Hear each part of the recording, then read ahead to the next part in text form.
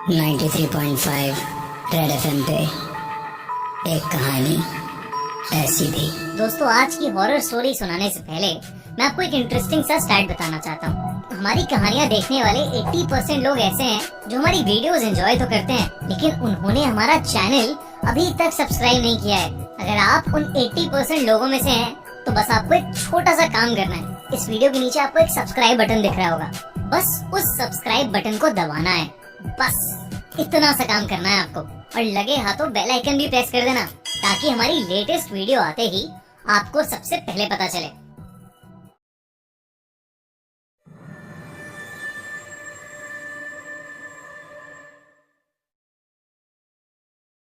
कोहरा, दिल्ली की सर्दी के बारे में पूरा इंडिया जानता है।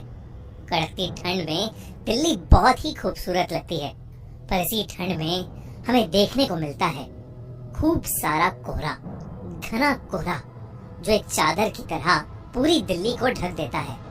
पर क्या हो अगर ये कोहरा अपने साथ कुछ ऐसा लेकर आए जो आपकी जिंदगी ही बदल दे।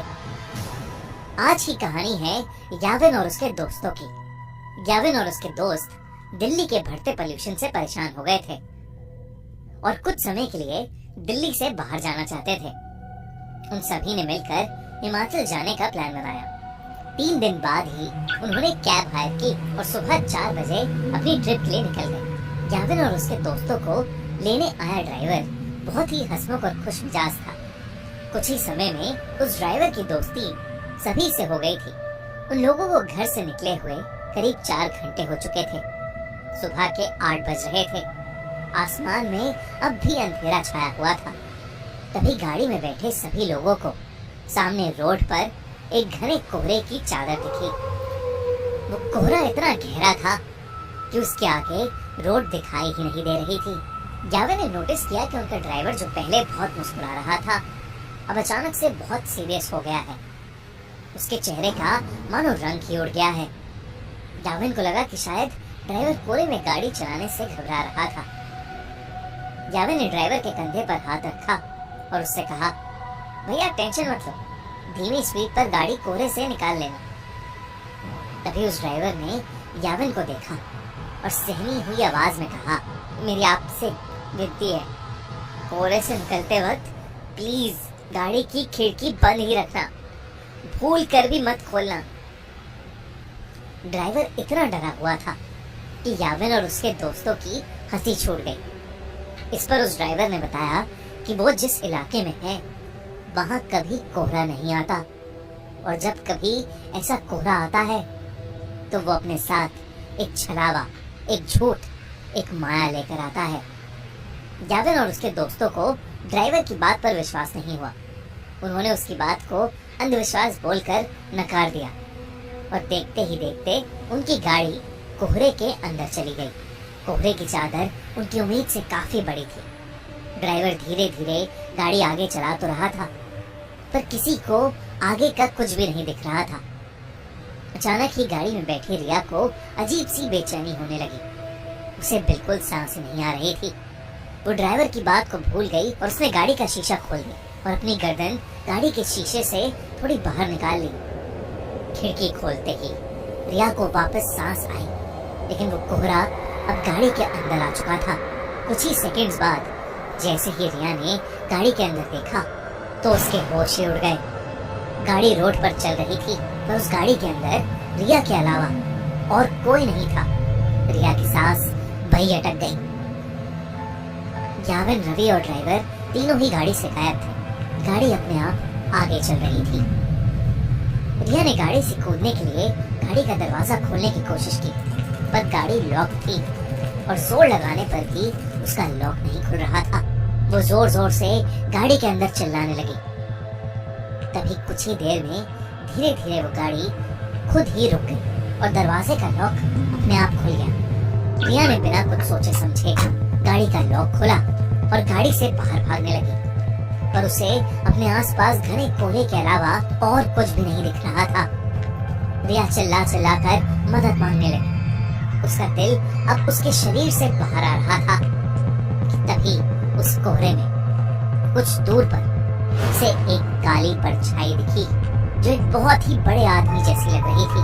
रिया मदद के लिए उस आदमी 93.5 रेड एफएम पे एक कहानी ऐसी थी। की तरफ भागने लगी, पर भागते हुए उसने ये देखा कि वो परछाई के करीब पहुंच ही नहीं पा रही है। वो परछाई हमेशा उतनी ही दूर होती जितनी पहले थी। इससे पहले रिया कुछ भी समझ पाती, उसे महसूस हुआ कि जैसे उसके पीछे कोई खड़ा हुआ है। रिया अब इतनी डर चुकी थी कि उसके अंदर पीछे मुड़ने की भी हिम्मत नहीं थी। और हिम्मत करके जब रिया ने पीछे देखा, उसकी रूह कांप गई। रिया के पीछे एक 12 फीट लंबा काला साया था। लंबे काले साए को देखकर रिया पूरी तरह कांपने लगी। तभी अचानक रिया को पीछे से एक बहुत जोर का धक्का लगा और वो नीचे गिर पड़ी। गैविन, रवि, वो ड्राइवर और रिया अब भी गाड़ी में थे। रिया ने जैसी वो खिड़की खोली थी, वो बेहोश हो गई थी। उस ड्राइवर ने उसके बेहोश होते ही रवि को जल्दी से वो खिड़की बंद करने को कहा। गैविन और रवि रिया की हालत देखकर उसे जगाने की कोशिश कर रहे थे और ड्राइवर बस बार बार एक ही चीज बोले जा रहा था, गाड़ी की खिड़की नहीं खोलनी चाहिए थी, नहीं खोलनी चाहिए थी गाड़ी की खिड़की। गैविन को अब ड्राइवर पर गुस्सा आने लगा था। उसे लग रहा था कि वो ड्राइवर एक मेडिकल इमरजेंसी पर वहम की पट्टी चढ़ा रहा है। गैविन बस वहां से निकलकर रिया को हॉस्पिटल ले जाना चाहता था। गैविन ने ड्राइवर को गाड़ी तेज चलाने के लिए कहा। ड्राइवर ने गैविन की बात मानी और गाड़ी के एक्सीलरेटर पर अपना पैर दबा दिया। लेकिन कुछ ही सेकंड्स में अचानक से गाड़ी के सामने एक लड़की आ गई और इतनी तेज स्पीड होने की वजह से गाड़ी उस लड़की से टकरा गई। उस लड़की के टकराने के बाद ड्राइवर ने गाड़ी वहीं रोक दी। अब याविन और रवि की सांसें वहीं अटक गई थीं। याविन तुरंत गाड़ी से उतरकर उस लड़की को देखने गया। उसने देखा कि एक लड़की खून से लथपथ रोड पर उल्टी पड़ी हुई थी। याविन ने जैसे ही उसकी शक्ल देखने के लिए उसे पलटा, उसका दिल दहल गया। तो खून से लथपथ पड़ी लड़की कोई और नहीं बल्कि याविन की दोस्त रिया थी। याविन को कुछ समझ नहीं आ रहा था क्योंकि रिया तो उसके साथ गाड़ी में थी। याविन दोबारा गाड़ी की ओर गया और उसने देखा कि पूरी गाड़ी बिल्कुल खाली थी। गाड़ी के अंदर और कोई भी नहीं बैठा था। याविन को कुछ समझ नहीं आ रहा था, वो बहुत ज्यादा डर चुका था। याविन ने रिया की बॉडी को उठाकर गाड़ी में रखा और खुद ड्राइवर सीट पर बैठकर गाड़ी को चलाने लगा।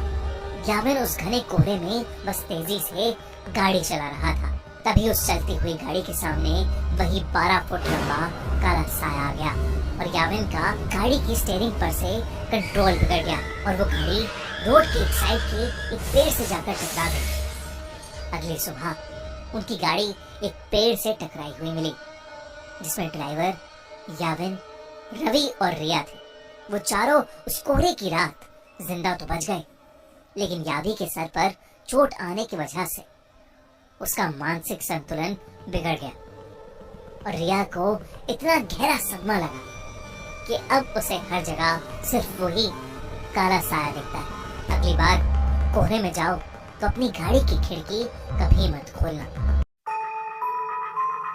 93.5 रेड एफएम पे एक कहानी ऐसी थी।